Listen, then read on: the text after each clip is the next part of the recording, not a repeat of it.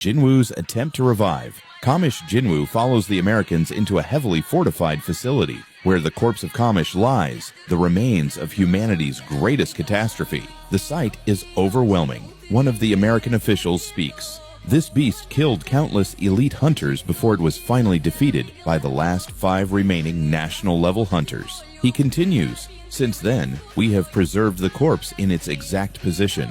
The electricity in this building is powered by Kamish's essence stone." Jinwoo steps forward and speaks calmly. "Please stand back." He walks toward Kamish's massive corpse. Everyone watches in silence as Jinwoo places his hand on the dragon's body. Then he utters his famous word, "Arise."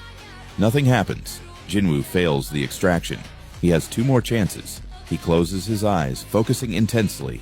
He must succeed. "Arise." This time, it works. The corpse begins to tremble, and then Kamish's enormous body rises. A deafening roar shakes the entire facility. The ceiling cracks, pipes explode, and alarms blare. The awakened Kamish slowly turns its gaze toward Jinwoo. "Did you summon me?" the dragon asks. Jinwoo meets Kamish's glowing eyes, standing firm. Kamish narrows its gaze. "The King of the Dead, Monarch of Shadows." Everyone in the room is in shock. Kamish scans the humans around him and then suddenly speaks in a slow, deep voice. "Humans." Then his demeanor changes. Kamish cracks the reinforced glass surrounding him, his presence growing even more terrifying. "I must kill humans." Panic spreads across the room. A terrified hunter gasps. But that tempered glass was reinforced with a top-ranking hunter's mana. The glass shatters completely. Kamish prepares to unleash his devastating breath attack.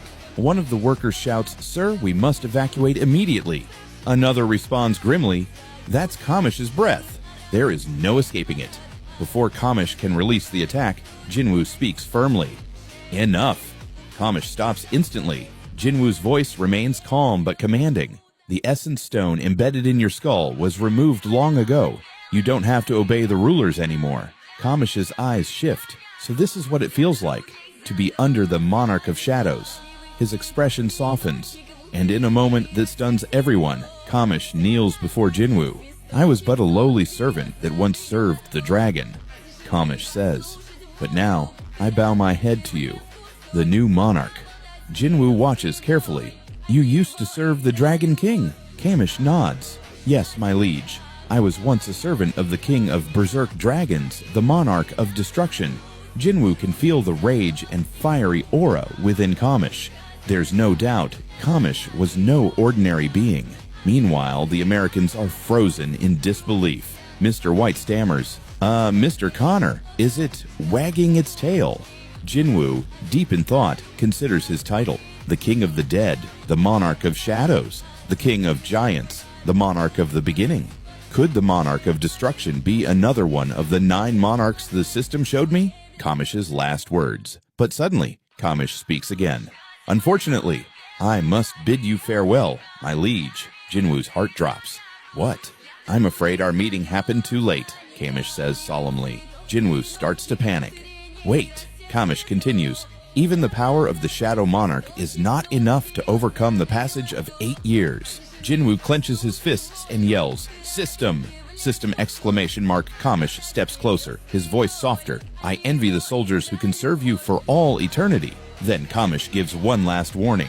"My liege, there are 4 humans who have borrowed the power of the rulers." With his final words, Kamish bows his head one last time. Albeit brief, it was an honor to meet the new king. The system notification appears.